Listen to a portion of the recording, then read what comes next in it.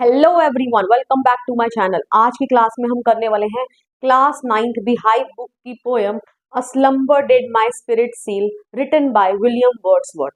बहुत ही simple poem है, 2 पैराग्राफ्स हैं ऑफ 4 लाइंस ईच और बहुत ही एक इंटरेस्टिंग मैसेज ये पोएम आपको दे रही है। तो चलिए स्टार्ट करते हैं, फटाफट से पोएम को एक बार रीड करेंगे। A slumber did my spirit seal, यही आपकी पोएम की हेडिंग भी है और फर्स्ट लाइन भी है। I had no human fears. She seemed a thing that could not feel the touch of earthly ears. No motion has she now, no force. She neither hears nor sees, rolled round in earth's diurnal course with rocks and stones and trees.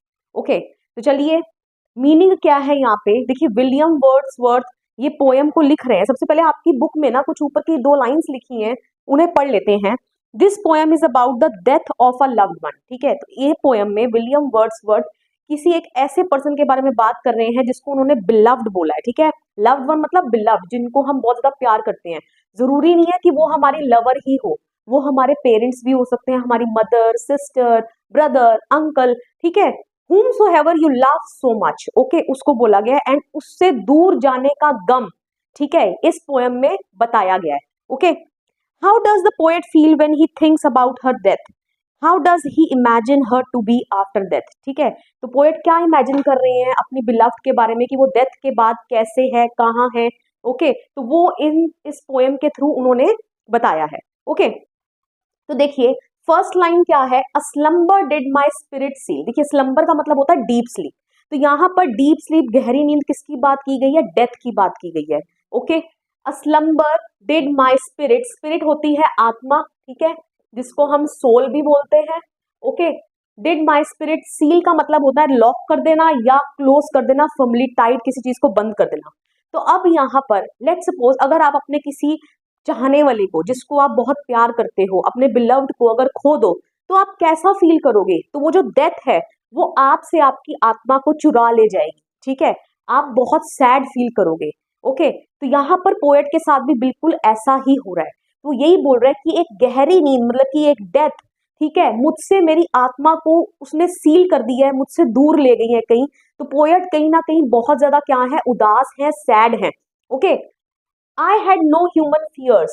She seemed a thing that could not feel the touch of earthly ears. ठीक है, तो poet यहाँ पर क्या बोल रहे हैं कि I had no human fears, कि earlier the poet was ignorant, the poet was unaware. किसके बारे में वो ignorant थे, unaware थे, उनको नहीं मालूम था about the harsh reality of life, कि लाइफ की रियलिटी क्या है। Death is the ultimate truth. ठीक है, डेथ जो है वो अल्टीमेट ट्रुथ है लाइफ का। ठीक है, तो वो इसके बारे में नहीं जानते थे, he was ignorant. Okay, he had never thought that death one day would take his beloved away from him forever. ठीक है, उन्होंने कभी ऐसा नहीं सोचा था कि एक दिन डेथ जो है, मौत जो है, उनसे उनकी बिलव्ड को हमेशा के लिए, सदा के लिए दूर कर देगी। ओके, तो उन्होंने ऐसा कभी नहीं सोचा था। एंड वो क्या समझ रहे थे, she seemed a thing that could not feel the touch of earthly years, मतलब कि उनको उनकी जो बिलव्ड है, ठीक है, अब वो कौन है उसका यहाँ पर नाम डिस्क्लोज नहीं है। ठीक है, और ना हमने इतनी गहराई में जाना है, हमें पता करने की जरूरत नहीं है। ओके, तो she seemed a thing to me, thing that could not feel the touch of earthly years, means poet को ऐसा लग रहा है टच ऑफ अर्थली ईयर्स मतलब, देखिए अर्थली ईयर्स मतलब ये अर्थ के ऊपर जो टाइम पास हो रहा है। अब कुछ साल पहले आप भी छोटे बच्चे थे, ठीक है, अब करते करते अब आप 9th स्टैंडर्ड में आ गए हो, जैसे जैसे टाइम बीतते जा रहा है ना। कभी हम भी छोटे हुआ करते थे, अब हम इतने बड़े हो गए कि हम अब आपको पढ़ा रहे हैं। ठीक है, तो ऐसे ही the passing of time could not have any impact on his beloved. तो पोएट को ऐसा ही लग रहा था कि उम्र जैसे जैसे ये अर्दली ईयर्स बीतते जा रहे हैं, तो हम एज में बड़े होते जा रहे हैं, तो उनको ऐसा कभी इस चीज का एहसास ही नहीं हुआ कि जो पासिंग ऑफ टाइम है इसका कोई प्रभाव भी पड़ेगा किसके ऊपर, उनकी बिलव्ड के ऊपर। ओके, क्योंकि जैसे जैसे टाइम बीतता जा रहा है हम अपनी एंड के टुवर्ड्स मूव कर रहे हैं, राइट।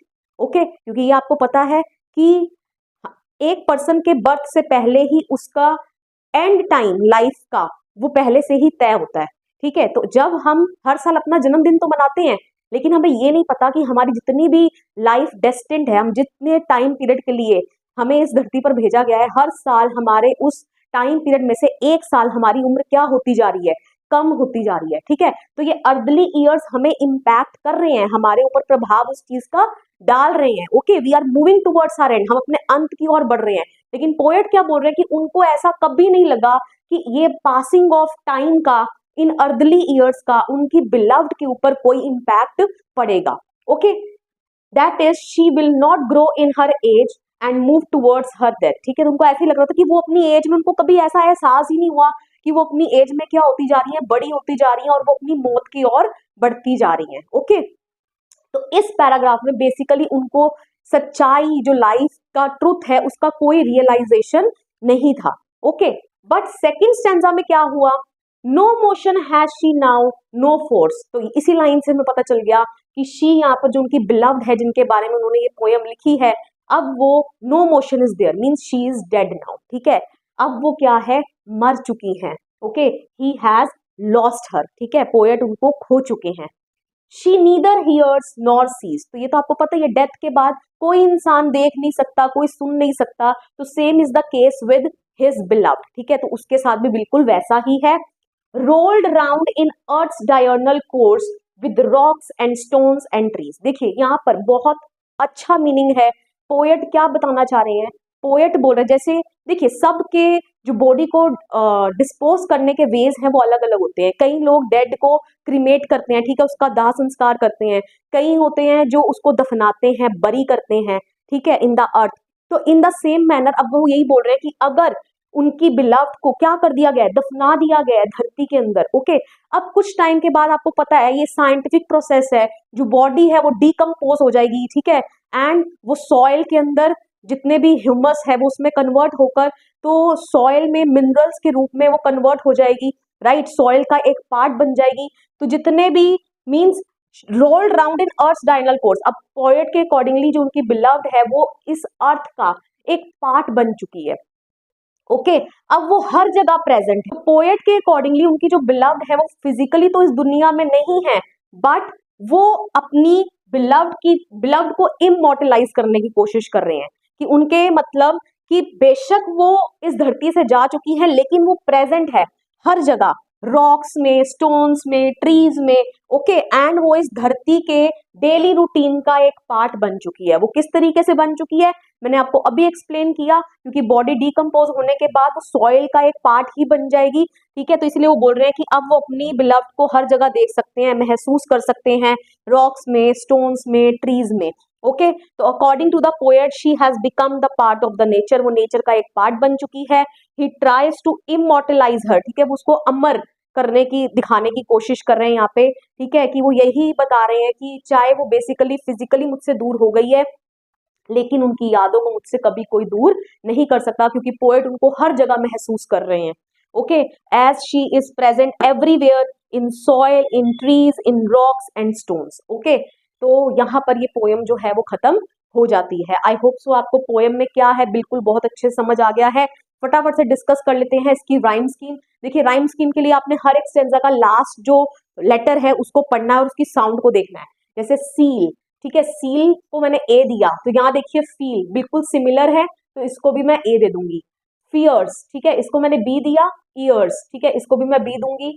फोर्स, ठीक है, एक अलग ही साउंड है ना, ए बी से मेल नहीं खाती, तो इसको मैं सी दे दूंगी। ऐसी कोर्स, फोर्स, कोर्स दोनों सेम है, तो इसको भी मैं सी दूंगी। सीज, सीज इज ना ए से मेल खा रही है सील से, ना फियर से मेल खा रही है, ना ये बी है ना ए है, तो इसका मतलब इसको मैं डी दूंगी क्योंकि ना ये सी से मेल खा रही है। एंड ट्रीज, सीज, ट्रीज दोनों सेम है, तो यहाँ पर मैं डी दे दूंगी। तो इसकी राइम स्कीम आपकी क्या हो जाएगी, A B C D. Okay, this is the rhyme scheme. Poetic devices कौन कौन सी यूज हो रही हैं, very simple. First one is alliteration, ठीक है, एलिट्रेशन यूज हो रही है। एलिट्रेशन का आपको मतलब पता है, जब सेम कॉन्सोनेंट साउंड रिपीट होती है in the beginning of the letters, ठीक है, बिगिनिंग ऑफ द वर्ड्स कह लो, ठीक है। जैसे यहाँ पर a slumber did my spirit seal, देखिए सा साउंड जो है कॉन्सोनेंट साउंड वो रिपीट हो रही है, ठीक है, इनिशियल लेटर, ओके, एक ही सेंटेंस में। ओके, तो यहाँ पर लग गया आपका alliteration. Next is round round, ठीक है, यहाँ पर भी आपका क्या यूज हो रहा है, एलिट्रेशन, रा साउंड जो है वो रिपीट हो रही है, which is consonant sound. Okay, तो ये हो गया आपका। नेक्स्ट इज एंजैबमेंट आपका यूज हो रहा है, ठीक है। एंजैबमेंट कहाँ लग रहा है आपका? एंजैबमेंट मतलब जैसे देखिए यहाँ पर इस लाइन के बाद कोई भी पंक्चुएशन मार्क नहीं है एंड यहाँ फुल स्टॉप आ गया, तो इस लाइन में क्या यूज हो गया? एंजैबमेंट। इन द सेम मैनर आप यहाँ देखेंगे डायगोनल कोर्स, कोर्स के बाद कोई भी पंक्चुएशन मार्क नहीं है एंड ट्रीज के बाद आपको फुल स्टॉप नजर आ रहा है, तो इन दो लाइंस में भी क्या यूज हो रहा है? Enjambment. Okay, so with this I come to end of this poem. Video पसंद आया, वीडियो को लाइक करिए, शेयर करिए, कमेंट करके बताइए वीडियो को कैसा लगा and please don't forget to subscribe my channel. मिलेंगे नेक्स्ट वीडियो में, टिल देन बाय बाय।